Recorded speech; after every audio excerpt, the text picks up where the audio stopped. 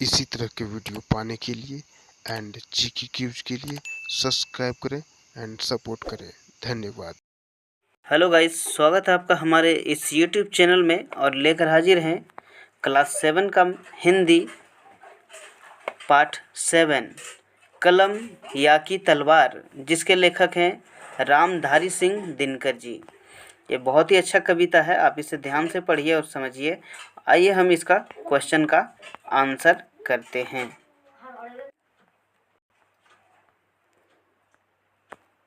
आइए पहला क्वेश्चन देखते हैं कि पाठ को ध्यान में रखते हुए बताइए कि आप कलम या तलवार में से किससे चुनना चाहेंगे।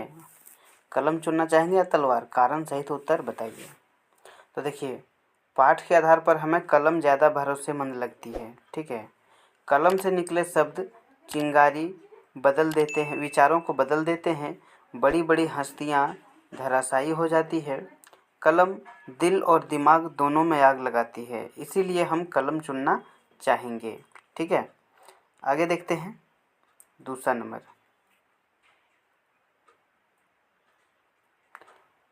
कविता में कलम को महत्वपूर्ण बताने के पक्ष में क्या तर्क दिए गए हैं। तो आइए इसका आंसर देखते हैं। तो कविता में कलम को महत्वपूर्ण बताने के पक्ष में निम्नलिखित तर्क दिए गए हैं। पहला, कलम मनोभाव को उच्च करती है।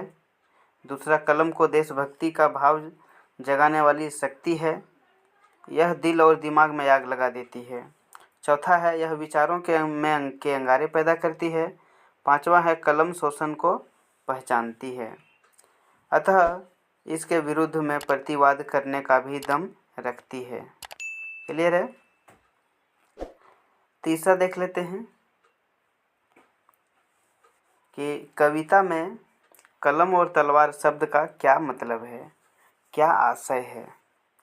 तो आंसर है कि कलम शब्द से मतलब बुद्धिजीवी वर्ग है और तलवार शब्द का मतलब शक्तिशाली वर्ग का प्रतिनिधित्व करती है।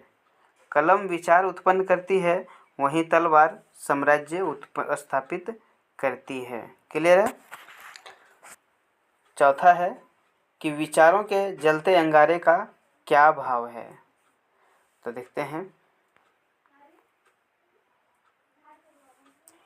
कि कलम विचार एवं तर्क रूपी अग्नि पैदा करती है।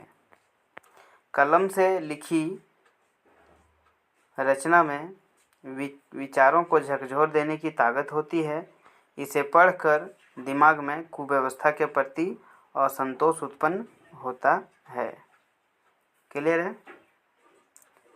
आगे देखते हैं पांचवा नंबर कि अक्षर की तुलना चिंगारी से क्यों की गई है। तो देखिए, कलम साधने वाले बुद्धिजीवी होते हैं, यह वर्ग सही एवं गलत को पहचानता है। जब कलम व्यवस्था के विरुद्ध लिखने लगती है तो पढ़ने वाले का दिमाग में चिंगारी के रूप में घुसती है, तब महाविस्फोट होता है और कुव्यवस्था भयानक विस्फोट में स्वाहा हो जाती है। ठीक है, ये पांचवा हो गया। छठा देखते हैं। अगर आप हमारे चैनल पर नए हैं तो चैनल को सब्सक्राइब ज़रूर करें और हमें सपोर्ट करें, इसके लिए आपको बहुत बहुत धन्यवाद। अगर वीडियो हेल्पफुल लगे और अपने दोस्तों को भी मदद करना चाहते हैं तो फ्री में शेयर कर सकते हैं, कोई पैसा नहीं लगता है और दोस्तों को भी मदद कर सकते हैं। छठा है कि कैसे व्यक्ति को तलवार की आवश्यकता नहीं होती है। तो इसका आंसर है कि बुद्धिजीवी व्यक्ति को तलवार की आवश्यकता नहीं होती है, उसके लिए उसकी कलम ही चिंगारी रचने वाली छड़ी होती है। क्लियर है। आगे है सातवां नंबर है कि तलवार कब ज़रूरत हो जाती है। तो जहाँ आंसर है इसका कि जहाँ असत्य सत्य का गला घोंट दे, जहाँ हृदय में सदैव प्रतिशोध की ज्वाला जल रही हो, वहाँ कलम की नहीं तलवार की ज़रूरत पड़ती है। अर्थात बलशाली ताकतवर के बल पर क्षण भर में ही व्यवस्था को बदल सकती है, तब तलवार की ज़रूरत पड़ती है। क्लियर है? अब यहाँ जो दिया है पाठ से आगे, ठीक है, पाठ से आगे 2-3 क्वेश्चन दिया हुआ है, आप इसे भी पढ़ सकते हैं। कि कहा जाता है बुद्धिस्य बलम तस्य। आप इस विचार को सही माने या गलत, अपने उत्तर का कारण भी उत्तर के पक्ष में तर्क दीजिए। तो इसका आंसर है कि बुद्धिमान व्यक्ति बलशाली को भी चकमा दे सुरक्षित बच निकलता है। जैसे एक खरहे ने बाघ को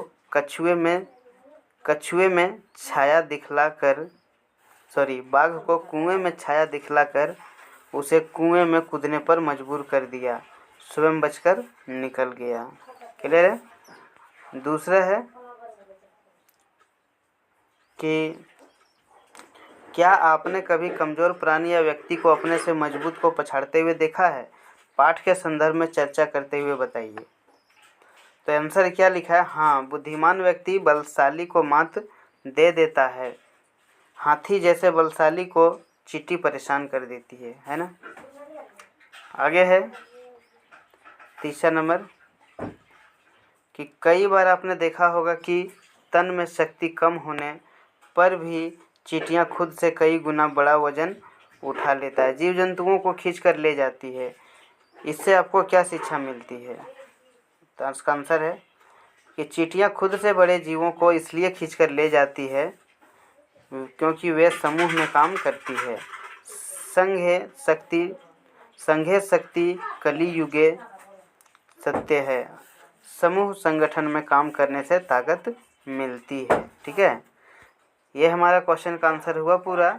इसी तरह के और भी वीडियो पाने के लिए आप हमारे प्ले लिस्ट में subject wise and chapter wise question answer देख सकते हैं। वीडियो में अंत तक बने रहने के लिए आपका बहुत बहुत धन्यवाद।